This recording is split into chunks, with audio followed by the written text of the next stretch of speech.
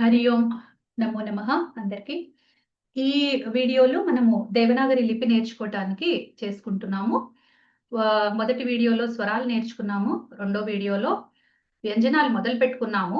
2 వర్గాలు అయిపోయాయి. ఇవాళ 3, 4, 5 ఈ 3 వర్గాలు నేర్చుకుందాము. దీనిలో మనము క ఖ గ ఘ ङ మొదటి వర్గ, క వర్గ, చ ఛ జ ఝ ఞ రెండో వర్గ, మూడో వర్గ ట ఠ డ ఢ ణ దానికి వస్తున్నాం. ఇప్పుడు ఈ అక్షరాలు చాలా సులువుగా ఉంటాయి. అన్నిటికంటే సులువైన వ్యంజనాక్షరాలు రాతలో ఇవే ఉంటాయి. ఇవి మూర్ధన్యాలు. మూర్ధ అంటే మన నోటిలో ఉన్న ఉపరి భాగం, నోటి పై కప్పు అనొచ్చు. అంటే మన నోటిలో నోరు తెరిస్తే అంగిటి అక్కడ నుండి మొదలుపెట్టి పళ్ళ వరకు ఒకటి కప్ షేప్ లో మనకు ఉంటుంది. లోపల గట్టిగా ఉంటుంది. అది మన పుర్రెలోని పదార్థము, అంటే మన స్కల్ తోటి కనెక్షన్ ఉంటుంది. ఆ భాగము మూర్ధ అంటారు. మామూలుగా మూర్ధ అంటే తలకాయ. తలకాయలు నోటిలో ఉన్న తల భాగము అని కనుక్కోవచ్చు. అక్కడ ఇది సామాన్యంగా చిన్నపిల్లలకు త్వరగా రాదు ఈ శబ్దము. టా ఠా కొద్దిగా నాలుక తిప్పి కొద్దిగా పైకి పెట్టి చెప్పాల్సి వస్తుంది. కొన్ని భాషల్లో ఈ శబ్దం కూడా ఉండదు. మన దేవనాగరిలో నిండుగా చాలా శబ్దాలు మనకి చాలా వైజ్ఞానికంగా అమర్చబడి ఉన్నాయి అని త్వరలోనే మీకు తెలుస్తుంది. వ్యంజనాలు పూర్తయ్యాక ఆ విషయం అంతా చెప్తాను. మొదలు టకారం చూద్దాము. చిన్న పొడుగు గీత ఎడం పక్కకు తిప్పి ఇంతే చేస్తే ట. ఒక మన సికిల్ షేప్ అంటాం కదా, ఒక కొడవలి లాగా ఉంటుంది ట. దీంట్లో ఏం పెద్ద విశేషాలు ఏం లేవు. ఇది చిన్నగా ఉండాలి. ఇది మరీ అంటే కొంతమంది ఇట్లా రాసి ఇట్లా రాసి ఇట్లా చేయకూడదు. అట్లా మరీ చిన్నగా రాసి మరీ పెద్దగా ఇవి చేయకూడదు. బ్యాలెన్స్ గా ఉండాలి. ఇది ఒక ఒక ఒక 40% ఇది ఉండాలి, 60% ఇది ఉండాలి. అప్పుడు అందంగా ఉంటుంది. ఇంతవరకు పర్వాలేదు. పైన గీత. దీన్ని తెలుగులో రాస్తాను.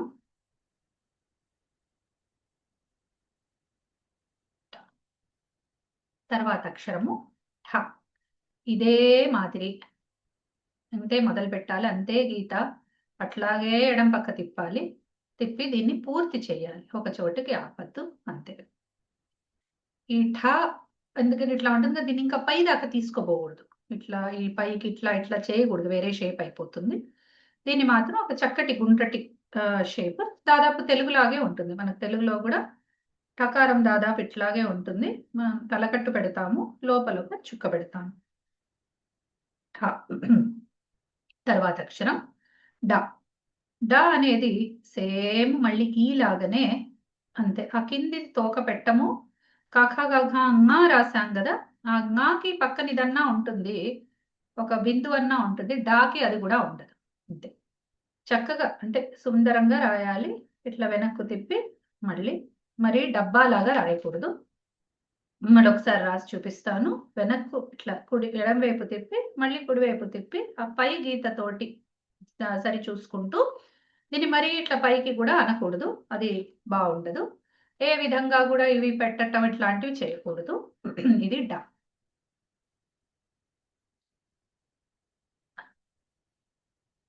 తర్వాత ఢ. ఢకారము ఈ టాలాగే ఉంటుంది.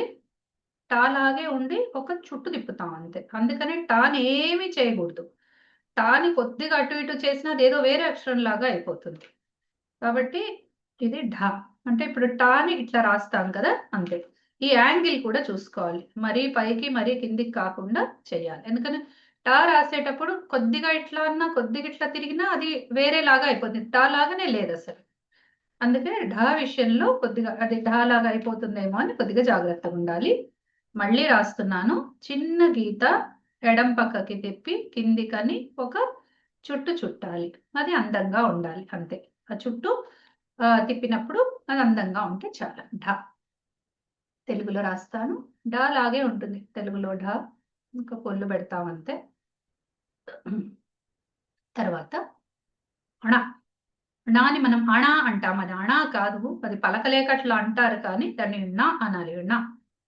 ఎక్కడి నుంచి టాప్ డా పలుకుతామో ఆ డా దగ్గర నుంచే మనం ముక్కుతో అంటే అది ణ అయిపోతుంది. ఒక పై వైపున తిరిగి ఉన్న ఒక కప్ షేప్, దాని తర్వాత ఒక పక్కన అంటుకొని గీత, అంటుకోకుండా ఉండాలి. ఈ మరీ దూరం పెట్టద్దు, అంటే ఇక్కడికి పెట్టి ఇక్కడికి పెడితే ఇది నా కాదు, అట్లా అని ఇది పెద్దగా రాసి ఇది చిన్నగా రాస్తే నా కాదు, అట్లా అని ఇట్లా రాసి అంతే సైజు రాస్తే కూడా నా కాదు. ఇవన్నీ నాలు కాదు. మరి నా ఏంటి అంటే ఇది ఈ షేప్, మళ్ళీ ఈ యాంగిల్ చెప్పాను కదా మీకు, ఈ యాంగిల్ ఇది మళ్ళీ అంతే ఉండాలి. అట్లాగంటే ఇట్లా చూడండి, ఇట్లా ఈ యాంగిల్ ఇచ్చేసేస్తే సరిపోతుంది. తెలుగులో రాసి చూపిస్తాను. తెలుగులో నకారం చాలా అందంగా ఉంటుంది. ఠ ఇవి 5 అక్షరాలు. మనము ఒకసారి చిన్నగా చేసి చూపిస్తాను. ఇగో ఇట్లా 5 కలిపి ఇట్లా ఉంటాయి. ఇక్కడికి ఇవి అయిపోయాయి. ఇప్పుడు తా థ దా ధ న వీటికి వద్దాం. ఇవేవి ఇంకా మీకు మొదలు అలవాటు అయిపోయాయి కాబట్టి ఇంకా రాయటం ఇవేవి ఇంకా అంత కష్టంగా అనిపించు. ఒక థ కొద్దిగా కష్టంగా ఉంటుందేమో, చూద్దాం మీకు ఎట్లా అనిపిస్తుందో. ఇది పక్కనే రాస్తాను. త రాసేటప్పుడు కొంచెం పెద్దగా చేస్తాను. త రాసే వేళ ఒక నిలువు గీత స్ట్రైట్ గా రాయాలి. ముందు గీత గీసి తర్వాత మధ్య నుండి మొదలుపెట్టి ఎడం పక్కగా ఒకటి ఇట్లా అని కిందికి అనాలి. ఇది మరి హుక్ షేప్ కాదు, రౌండ్ షేప్ కాదు, చుట్టు చుట్టకూడదు, ఇట్లా ఉంటుంది. మళ్ళీ రాస్తాను. కొంతమంది దాన్ని ఇట్లా కూడా మొదలుపెట్టి రాస్తారు. మనం బ్యాలెన్స్ ఇచ్చుకోవటం బట్టి మనకి ఎట్లా అయితే అట్లా 2 విధాలా రాయొచ్చు. కానీ ఇది మొదలు గీత గీస్తే సేఫ్. దాని మధ్యలో నుండి వెనక్కి వెళ్ళి ఇట్లా మరీ ఇట్లా రాయకూడదు. కొన్ని ప్రింట్స్ లో వాటిల్లో ఇట్లా ఉంటుంది, మరీ ఇట్లా చెక్కినట్టుగా రాయకూడదు. అట్లానే మరీ ఇట్లా రాయకూడదు. కొంతమంది దాన్ని ఏం చేస్తారు, ఇట్లా రాస్తారు. అంటే ఇట్లా ఇది అవ్వకూడదు. ఇది తా కాదు, దాని షేప్ చెడిపోతే అది తా కాదు. రాసేటప్పుడు చక్కని గుండ్రం తిప్పాలి. మరీ గుండ్రంగా కాదు, కానీ కొద్దిగా ఇట్లా వంపు ఇట్లా అని ఇట్లా. ఇది మళ్ళీ పైకి వెళ్ళకూడదు. ఇట్లా ఇది బానే ఉంది ఇది కూడా, కానీ మరి అంత వద్దు. మనం రాసేటప్పుడు ఇట్లా రాసి కొద్దిగా ఇట్లా వంపించి ఇది సమానమైన హైట్ కి పెడితే చాలు. ఇది తా. ఓకే, తెలుగులో రాస్తాను.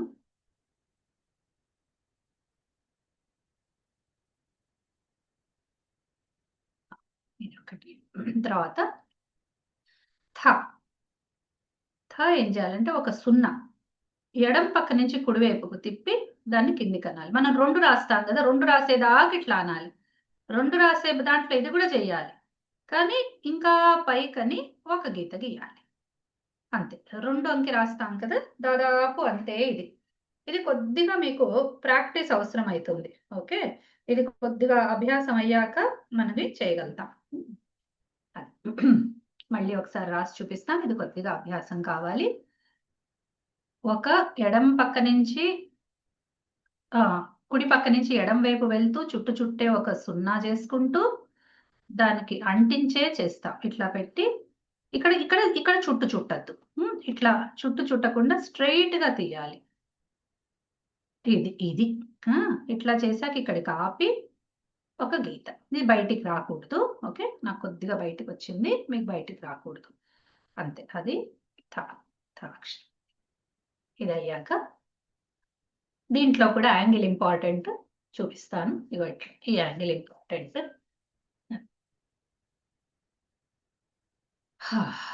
మళ్ళీ కూడా ఒకసారి రాసి చూపిస్తా కావాలంటే. ఒక చుట్టూ ఇట్లాగే యా కూడా ఉంటుంది. ఓకే, ఇది ఎంత అందంగా రాయగలిగితే అంత బాగుంటుంది. ఇది అయ్యాక తెలుగులో కూడా మీకు చూపించాను. తెలుగులో కిందటి ప్రారంభంలోనే చూపించాను. ఇదైతే ఇది అయ్యాక దాని తర్వాత వచ్చేసి మనకి దా చూద్దాం. దకారము సేమ్ టా లాగానే దీనికి ఒక చుట్టేసి కిందికి వేసేస్తే దా అయిపోతుంది. సేమ్ టకారం లాగే ఎడం వైపు తీసామా, తీసి కొద్దిగా చుట్టేసి ఇట్లా ఈకి వదిలాం కదా, అట్లా మరీ ఎక్కువగా చెయ్యొద్దు. ఇట్లా అన్న తర్వాత కొంచెం పొడుగు పెట్టి కొద్దిగా ఇట్లా అని వదిలేస్తే అది దా. మళ్ళీ రాస్తాను. ఇట్లా పెట్టి ఇట్లా అని కొద్దిగా ఇట్లా అంటే దా. దీన్ని ఇట్లా చేయకూడదు. కొంతమంది ఇటు కూడా అంటారు, ఇది కూడా దా. అది కూడా పర్వాలేదు, కానీ మరీ యాంగిల్ ఎక్కువ ఇవ్వద్దు. కొద్దిగా ఇట్లా అంటే బాగుంటుంది అంతే. ఇట్లా వెనక్కన్నా అనొచ్చు, లేదంటే ఇదన్నా పెట్టచ్చు. ఇది ఇంకోటి కూడా రాసి చూపిస్తాను. మరి దూరం పోవద్దు, ఇది స్ట్రెయిట్ లైన్ లో ఉండాలి. ఇట్లా పెట్టినప్పుడు ఈ లైన్ స్ట్రెయిట్ గా ఉండాలి. ఇది స్ట్రెయిట్ గా ఉండాలి, ఇది దీనికి ఉండాలి. దీన్ని మరీ దాటిపోకూడదు, అంటే ఇట్లా అని ఇట్లా రాయకూడదు, తప్పు. దా రాసామా, రాసాక ధా. ఇప్పుడు ధా ఘా లాగే ఉంటుంది, సేమ్ ఘా. ఘా ఎట్లా రాసాము అంటే ఒకసారి ఘా గుర్తు చేసుకుందాం. ఇట్లా రాసాము, దీనికే ఒక చుట్టు చుట్టేస్తే అది ధా అవుతుంది అంతే. ఓకే, ఇది ధా. అక్షరం ఫామ్ చేశాను కానీ రాసే విధానం సరైంది కాదు. కొంతమంది పిల్లలు ఊరికే షేపులు తయారు చేసేస్తారు. ఇప్పుడు మనం చేసింది షేప్ తయారు చేయటం కాదు, మనం అక్షరం రాయాలన్నప్పుడు ఒక పద్ధతి పాటించాలి. ఇట్లా ఇప్పుడు థాక్ ఏం చేస్తాం, ఇటు నుంచి మొదలుపెట్టి ఇటు అన్నాం. ధాక్ ఏం చేస్తాం, ఇటు నుంచి మొదలుపెట్టి ఇటు అంటున్నాం. అది తేడా. ఇటు నుంచి మొదలుపెట్టి ఇట్లా అని దీన్ని కొద్ది వరకు తీసుకెళ్ళి, దీన్ని కూడా యాంగిల్ ఇస్తే బాగుంటుంది, లేదా స్ట్రైట్ గా పెట్టచ్చు. మరీ సన్నగా కాకుండా మరీ లావు కాకుండా ఈ లైన్ మాత్రం స్ట్రైట్ ఉండాలి, మరీ పొడుగు కూడా ఉండకూడదు. ఓకే, మరీ పొడుగ్గా ఉండకూడదు, కొద్దిగా యాంగిల్లో కరెక్ట్ గా ఉంటే సరిపోతుంది. ఓకేనా, మళ్ళీ కూడా రాసి మీకు చూపిస్తాను. ఇట్లా చుట్టు చుట్టి ఇక్కడ వరకు అని ఇట్లా పెట్టి యాంగిల్ కూడా సేమ్ ఘాకి ఏవేవి చెప్పానో అవే ఇవి ధా. ధా అయిపోయింది. ఇప్పుడు చివరి అక్షరం నా. నా చూద్దాము. నా చాలా సింపుల్ గా ఉంటుంది, త రాసినట్టే నా, కాకపోతే కింది దాకా కాకుండా ఒక చుట్టు వదిలేస్తాం. ఈ స్ట్రైట్ ఒకటి తీసాము, తీసి ఇట్లా అంట, ఇది నా. కొంతమంది ఇట్లా రాస్తారు, మరి దీన్ని ఏమంటారంటే కొత్తగా రాస్తారు. అట్లా బానే ఉంటుంది, అది కూడా తప్పేం కాదు, అందుకే అది కూడా రాస్తాను. ఇక్కడి నుంచి కూడా మొదలు పెట్టచ్చు. ఇట్లా పెట్టేటప్పుడు గీత వేసేటప్పుడు జాగ్రత్తగా ఉంటాడు అంతే. ఇది నా. రెండు సరైనవి. ఇందులో యాంగిల్స్ అవి కూడా మీరు సేమ్ యాంగిల్స్ మీరు ఎక్కడ చూడండి ఇవే ఉంటాయి మీకు. ఇగో ఇది కూడా దా కూడా అంతే. ఇవన్నీ సమానమైన విషయాలు. ఇక్కడికి తవర్గా అయిపోయింది. తవర్గా చాలా సులువుగా పలికేది, దీన్ని దంత్యాలు అంటారు. వీటి గురించి చెప్పలేదు కదా, ఇవి దంత్యాలు. దంత్యములు అంటే దానికి పళ్ళు లేకుండా, పళ్ళు లేని వాళ్ళు తా పలకలేరు. తా సరిగ్గా పలకాలి. ఇక అందరికంటే ముందర పిల్లలు పలికే శబ్దము అత్త, తాత. తా అనేది పిల్లలు పలికే మొట్టమొదటి శబ్దం, అంత సులువు అది. అందుకే తాతో పేర్లు పెట్టుకుంటే సులువుగా పలకగలుగుతారు పిల్లలు. తా తా అక్షరం ఉన్న పేర్లు సులువుగా పలుకుతారు. ఈ థా గురించి ఒక మాట చెప్పాలి. ఎక్కడైతే ఈ సున్నా చుట్టు చుడతామో దాని మీద మనము గీత గీయం. ఓకే, ఎక్కడైతే మనము ఈ సున్నా చుడతామో దాని మించి ఈ విధంగా గీత రాదు. శిరోరేఖ దాని మించి ఇట్లా అని మనం పెట్టకూడదు. అయితే ధా రాసే ఇంకొక విధానం ఉంది, మీకు చెప్తాను.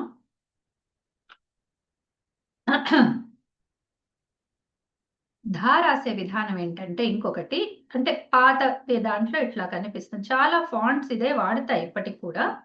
ఇట్లా పెట్టి ఇట్లా రాస్తారు, ఇక్కడ జాగా వదిలేస్తారు, అంటే ఘా లాగే ఉంటుంది. శిరోరేఖ కంటిన్యూ చేయకపోతే అది ధా అవుతుంది. సరేనా, ఇది ఇంకొక విధానం అన్నమాట. మన ఇష్టం. అంటే ఇప్పుడు మోడర్న్ లో ఏం చేశారంటే మనకి అచ్చు పుస్తకాలు వచ్చేసరికి ఇవన్నీ కూడా రైటింగ్ మంది చాలా స్వతంత్రంగా ఉంటుంది. అచ్చు పుస్తకాలు వచ్చాక వీటన్నిటినీ కూడా ఒక తాళం వేసినట్టుగా చేసేసారు. అందుకే మనము హ్యాండ్ రైటింగ్ చూసి హ్యాండ్ రైటింగ్ నేర్చుకోవాలి. అచ్చు పుస్తకాల మీద నేర్చుకుంటే నేర్చుకున్నాం, కానీ తర్వాత తప్పకుండా ఒక్కసారన్నా హ్యాండ్ రైటింగ్ చూడాలి. ఇది తాథ దాధ. ఇది అయిపోయాక ఇప్పుడు పా ఫ బా భ మ చివరి వర్గము. పా రాసే విధానం చూద్దాం మొదలు.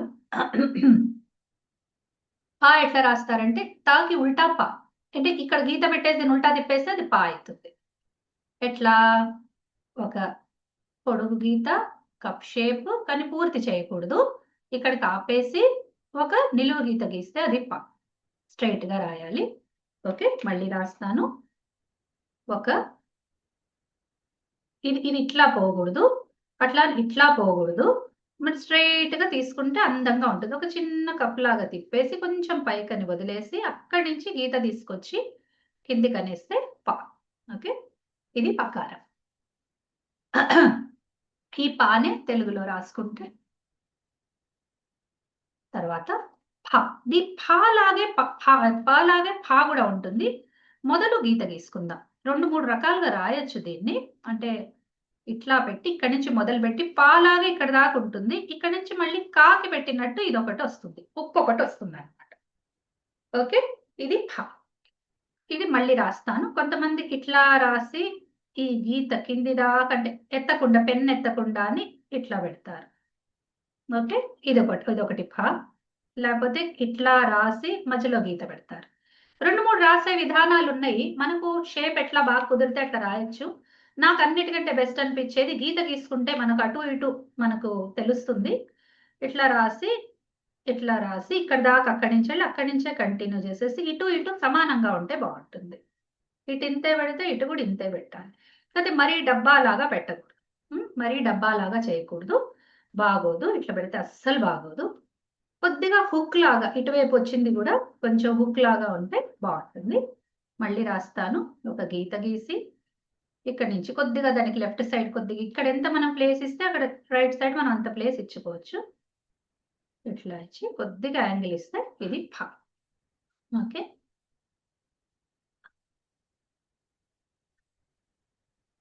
ఇప్పుడు బా. బా వచ్చేసి క లాగానే కాలో పారటే కాకపోతే రైట్ సైడ్ హుక్ ఉండదు. ఇంత రాసామా, ఇది రాశాక దీనికి ఒకటి ఇట్లా అడ్డం గీత పెట్టేస్తే ఇది బా. బాని ఇప్పుడు ఖా రాసాం కదా, ఖా రాసినప్పుడు మనం ఇట్లా రాసాం కదా, ఇందులో మనం ఇది పెట్టలేదు. ఇది లేదు. ఇది పెడితే బా అయిపోతుంది. ఓకే. ఇట్లా ఇది కదా ఖ, దాంట్లో ఇంత భాగమే బా, కాకపోతే లోపల ఒక గీత ఉంటుంది. బాని కూడా రాసేటప్పుడు మధ్యలోనే ఏదైనా కూడా ఇట్లా మధ్యలో రాస్తే బాగుంటుంది. కొంతమంది ఇటు సైడ్ పెడతారు, అది తప్పు. అటు పెట్టద్దు, ఇటు సైడే పెట్టాలి. అదయ్యాక భ. భ రాసేటప్పుడు భాకి మాకి కొద్దిగా ఉంటాయి. ఇంకా మా కాలేదు కాబట్టి మీకు భా మొదలు ఇంట్రొడ్యూస్ అవుతుంది. భాకి కూడా ఇట్లాగే 0 వస్తుంది. ఓకే. ఇది ఇటువైపు నుంచే 0 తీసుకొని థా లాగే థా తీసుకున్నట్టే తీసుకుంటాం, కానీ థాకి ఏం చేసాం ఇట్లా అన్నా. ఇది వంపు తిరగదన్నమాట, స్ట్రెయిట్ గా వెళ్తుంది. స్ట్రెయిట్ గా వెళ్ళి మళ్ళీ ఇంకొక చుట్టు తీసుకొని ఇట్లా తిరుగుతుంది. తిరిగి మళ్ళీ ఒక పొడుగు గీత శిరోరేఖ. శిరోరేఖ చుట్టూ ఉంది కాబట్టి ఇక్కడ ఒక చుట్టు మీదకి 0 ఉంటే దాని మీదకి రాదు శిరోరేఖ. సరేనా. ఇది కూడా యాంగిల్ చూసుకోండి. ఇగో ఇదే యాంగిల్, ఇగో ఇది కూడా ఇదే యాంగిల్, ఇగో ఇది కూడా ఇదే యాంగిల్. ఏదైనా యాంగిల్ అందంగా ఉండాలి, అంతే మనకు కావాల్సింది. మళ్ళీ ఒకసారి రాసి చూపిస్తా. భా ఒక 0 ఎడం పక్క నుంచి కుడి పక్క నుంచి ఎడం వైపు మళ్ళీ పైకి చుట్టి మళ్ళీ ఇదై ఇట్లా. ఓకే. ముగ్గులేసినట్టే. కొంతమంది ఏం చేస్తారు ఇట్లా రాస్తారు, లేదా ఇది 0గా రాస్తారు, ఇది మాత్రం ఇట్లా అంటారు. పర్వాలేదు, ఇది పర్వాలేదు, దీని కూడా ఏం పర్వాలేదు. ఇట్లా కూడా ఉన్నా బాగానే ఉంటుంది. మన ఇష్టం. మనం రైటింగ్ లో మనకి ఎట్లా బాగా అనిపిస్తే అట్లా చేసుకో. ఇది తప్పేం కాదు ఇట్లా రాయటం కూడా. అది అయ్యాక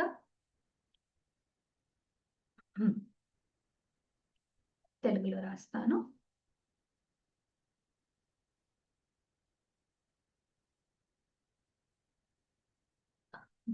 తర్వాత మా. మాకి ఈ 0 తీసేస్తే మా అంతే. అంటే ఉత్త 0 ఉండదు, స్ట్రెయిట్ లైన్. ఓకే. ఇది చేసి తిప్పాలి, మళ్ళీ ఇట్లా పెట్టేసి ఈ పొడుగు గీత గీసేసి ఇది శిరోరేఖ పెడితే మా. దీన్నే కొంతమంది ఇట్లా కూడా రాస్తారు. అంటే మరీ పొడుగు చేయొద్దు దాన్ని. ఇది రాసేటప్పుడు జాగ్రత్తలు ఏంటంటే ఇది కాదు.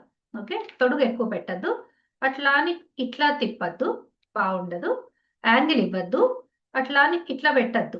ఓకే. ఏ మాత్రం ఇది కరువు రాకూడదు, స్ట్రైట్ గానే ఉండాలన్నమాట. ఓకే. ఇట్లా ఇది అయ్యాక ఇది మరి కొద్దిగా పెడితే కూడా బాగోదు. ఇవన్నీ జాగ్రత్తలు ఉండాలి, బ్యాలెన్స్ ఉండాలి. ఇక్కడ ఎంత పెట్టామో ఈ డిస్టెన్స్ చూసుకోవాలి, చూసుకొని పెట్టుకోవాలి అంతే. దానివల్ల అందం వస్తుంది అక్షరానికి. ఇది తెలుగులో మా. ప బ మ. ఇక్కడికి మనకి ఏమైపోయాయి, వర్గ అక్షరాలన్నీ పూర్తయిపోయాయి. ఓకే. ఒకసారి చూడండి అన్ని.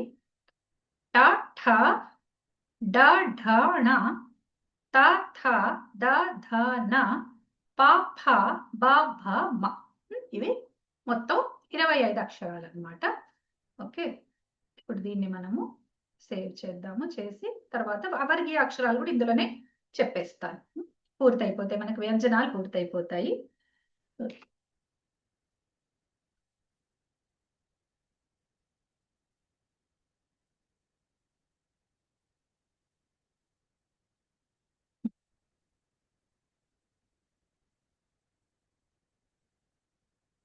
ఇప్పుడు మిగిలినవి మనకి అవర్గీయ అక్షరాలు యా, రా, లావ, ష, ష, సా, హ.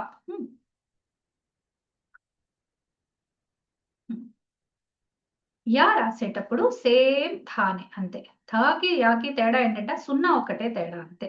ఓకే, ఇప్పుడు థ ఎట్లా రాసాము, ఇటువైపు నుంచి తిప్పి ఇట్లా అన్నాం కదా, ఇది థ. యా ఎట్లా రాస్తారా, 0 లేకుండా అంటే ఇంతే, ఇది యా. యా రాసేటప్పుడు ఇట్లా రాయకూడదు, ఇది ఎక్కువ పొడుగు పెట్టకూడదు, ఇది ఇట్లా రాకూడదు, అంటే ఈ యాంగిల్ ఇట్లా రాకూడదు. యాకి ఇక్కడ యాంగిల్ వచ్చింది, అక్కడ రావచ్చు, ఇది స్ట్రైట్ ఉండాలి. ఇక్కడ ఎక్కడ మొదలు పెట్టాము అక్కడే వంపు తిప్పాలి. వంపు తిప్పే ప్లేస్ కూడా చాలా ముఖ్యమైనది. మరొకసారి రాసి చూపిస్తాను. ఎడం పక్క నుంచి కుడివైపుకి వచ్చి కొంచెం కిందికని, అదే చోటు నుంచి కొంచెం మళ్ళీ కుడివైపుకి వచ్చి ఒక గీత గీసి, గీత కొంచెం పొడుగుండాలి. బాగా రాలేదు, మళ్ళీ రాస్తున్నాను. ఈ యాంగిల్ చాలా చాలా ముఖ్యమైనది. అంటే నేను కేవలం అక్షరాలు మాత్రమే నేర్పించట్లేదని మీకు అర్థమైపోయి ఉంటుంది, అందంగా రాయటం కూడా నేర్పిస్తున్నాను. ఇది యా, కింద రాస్తాను తెలుగులో యా. తర్వాత రా. రా వచ్చేసి మీకు ఆల్రెడీ తెలుసు, మనకి ఇంతకుముందు ఖాలో రాశాం కదా, అదే అంశము. ఖాకి ఇది పక్కన వచ్చింది, రాకది లేదు, అంతే రా.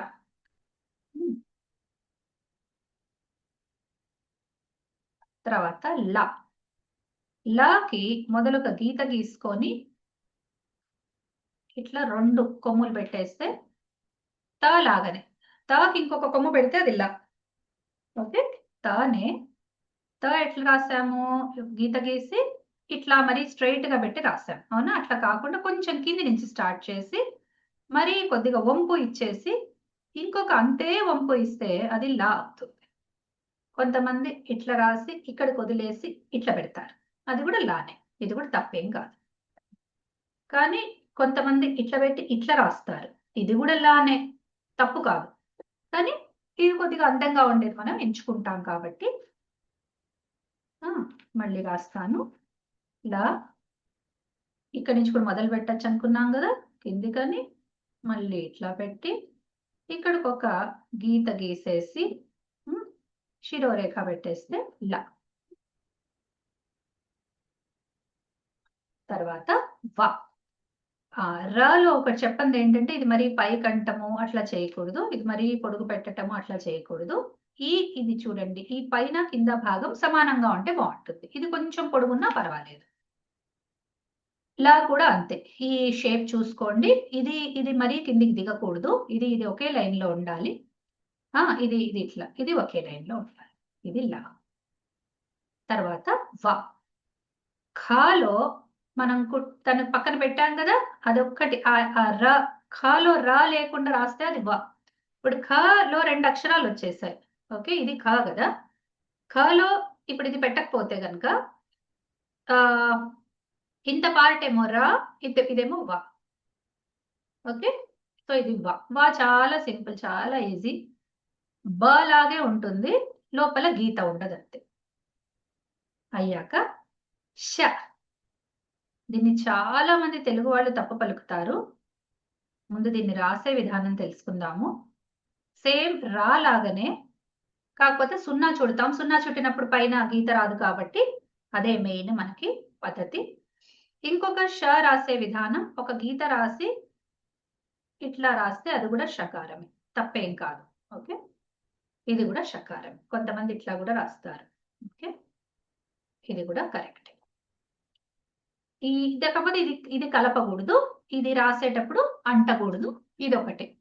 కానీ మరి ఇట్లా కూడా రాస్తారు కొంతమంది. ఇది తప్పు. మరి ఇంత ఇంత ఇదిగా రాయకూడదు. కొద్దిగా యాంగిల్ ఇస్తేనే అందం వస్తుంది. యాంగిల్ చూసుకోవాలి. ఈ ష. దీన్ని పలికేటప్పుడు చ ఎక్కడి నుంచి వస్తుందో అక్కడి నుంచి పలకాలి. చ ష చ ష ష ష. కొద్దిగా నాలిక ముందు వేపుకుంటుంది. ష ష. తర్వాత అక్షరము ష. ష అనేది మూర్ధన్య అక్షరం అన్నమాట. అది సేమ్ ప రాసినట్టే. ప రాసేదాకా అంతా సమానమే. ప మొత్తం రాయాలి. ఇన్ఫాక్ట్ మొత్తం ప రాశాక బాకి పెట్టినప్పుడు ఎడం పక్క నుంచి కుడివైపుకు దించాలి. అప్పుడు అది ష. నా పేరులో ఉన్నది అదే. ఉషా ష. దీన్ని చాలా మంది ఈ రెండింటిని ఒకటే తెలియదు పలుకుతారు. ష. హిందీ వాళ్ళు కూడా అంతే ష ష అనే అంటారు. ఇది ష కాదు, ఇది ష ష. కొద్దిగా కప్ షేప్ చేయాలి మన నాలుకని. టా వచ్చిన చోటి నుంచి ఇది వస్తుంది. ష ష. ఈ విధంగా పలకాలి. ష. తెలుగులో కూడా చూడండి, ప రాసి కింద ఒకటి పెడితే ఇది ష అవుతుంది. సంస్కృతంలో దేవనాగరిలో కూడా అంతే. ఏమో ఏం సామ్యాలో ఈ లిపులకి తెలియదు. తర్వాతది స. స అనేది దంత్యం. సేమ్ రాలాగా రాసి ఆకి పెట్టినట్టు ఆ కుడి వైపున పెట్టేస్తే సా అవుతుంది. అంతే. సార్స్ కూడా చాలా సింపుల్ గా రాసేయచ్చు. ఒకసారి ఆ పై 2 వర్గాలు వచ్చేస్తే తర్వాత వర్గాలన్నీ కూడా చాలా సులువుగా ఉంటాయి. అవే కొద్ది కొద్దిగా రిపీట్ అవుతూ ఉంటాయి. కాకపోతే దాంట్లో కన్ఫ్యూజన్ కూడా అంతే ఉంటుంది. అంటే మాకి, భాకి, సాకి అవి కూడా నేను చెప్తాను వచ్చే పాఠంలో. ఏ అక్షరాల వల్ల మనం కన్ఫ్యూజ్ అవుతామో, భ్రమపడతామో అవి కూడా నేను ఇప్పుడు తెలుగు లాగానే. ఇప్పుడు సాకి నా. తెలుగులో చూడండి, స తలకట్టు అంటదు, నాకి తలకట్టు అంటుతుంది, వాకి తలకట్టు అంటుతుంది, పాకి తలకట్టు అంటదు. ఓకే. సో ఇట్లా మనకు కూడా ఉన్నాయి కదా, మన దాంట్లో కూడా అట్లాగే ఉన్నాయి. అట్లాగే ఉ ఊ అవి తేడా ఉంటాయి. 2 ఒకటే ఉంటాయి. ఇప్పుడు బ ఏమో ఇది, భ ఏమో తలకట్టు పెట్టేది. ఈ విధంగా మనం చూసుకుంటే ఓ ఒకటి, భ ఒకటి, జ ఒకటి, ఓ ఒకటి, తర్వాత ంగా ఒకటి, ఇవన్నీ సమానంగా ఉంటాయి. మనం తెలుగులో మనం ఎప్పుడైనా కంప్లైంట్ చేసామా? చేయలేదు కదా, నేర్చుకున్నాం. అట్లాగే దేవనాగరిలో కూడా నేర్చుకోవాలి. ఇప్పుడు చివరి అక్షరం హ. హకారం ఎట్లా రాస్తారో చూద్దాము. హకారం కొద్దిగా కాంప్లికేటెడ్. డ లాగా రాయాలి. సగం పార్ట్ అన్నమాట ఇది. కాకపోతే మరీ కిందికి అనద్దు. ఇప్పుడు డ ఎట్లా మనం ఇది కిందిది పెద్దగా రాస్తాం, ఇది డ. ఇట్లా కాకుండా ఇది కొద్దిగా ఆపి ఇక్కడి నుంచి ఈ సగం నుంచో లేకపోతే ఇక్కడి నుంచో ఒకటి ఇట్లా కిందికి దింపాలి. ఇది హ. ఓకే. కొంతమంది హ ఇట్లా రాస్తారు, ఇది తప్పు. కావాలంటే ఇట్లా ఒక హుక్ తర్వాత అన్నా పెట్టొచ్చు. ఈ యాంగిల్ చూడండి, ఇక్కడ ఇది ఈ యాంగిల్ కొద్దిగా ఇట్లా వస్తుంది. అట్లా బానే ఉంటుంది, స్ట్రైట్ గా అయినా బానే ఉంటుంది, ఇట్లయినా బానే ఉంటుంది. ఇది మరి కొంతమంది బయటికి రాసి ఇట్లా రాస్తారు, ప్రింట్స్ లో అట్లా ఉంటుంది. ఇది కూడా అంత అందంగా ఉండదు. అన్నిటికంటే అందమైంది నేను మీకు చూపించాను. మళ్ళీ ఒకసారి రాస్తాను. డా రాసినట్టే రాయాలి, కాదే కొంచెం చిన్నగా పెట్టి మళ్ళీ ఇక్కడి నుంచి తీసుకొని ఇట్లా కిందికి వదిలేయటం. ఇది ఇట్లా కూడా రాయొచ్చు, ఇట్లా కూడా రాయొచ్చు, కానీ పైకి కనకపోతేనే బాగుంటుంది, కింది కంటేనే బాగుంటుంది. మరి కొంతమంది బద్ధకం వేసి ఇట్లా రాస్తారు, తప్పు, అట్లా రాయకూడదు. ఇది హ. ఇక్కడితోటి మనకి వ్యంజనాక్షరాలు పూర్తయిపోయాయి. ఇవి ఇంకా నెక్స్ట్ ఉన్నవి మనకి ఈ వీటిల్లో సమానంగా కనిపించే షేడ్స్ గురించి వచ్చే పాఠంలో మనం డిస్కస్ చేద్దాం. అప్పటి వరకు మీరు ఇవన్నీ కూడా బాగా ప్రాక్టీస్ చేయండి. యా, రా, లా, వా, ష, ష, స, హ. ఇవి ఇప్పటి వరకు మనకు వ్యంజనాలన్నీ పూర్తయిపోయినాయి. హరి ఓం. శుభమస్తు.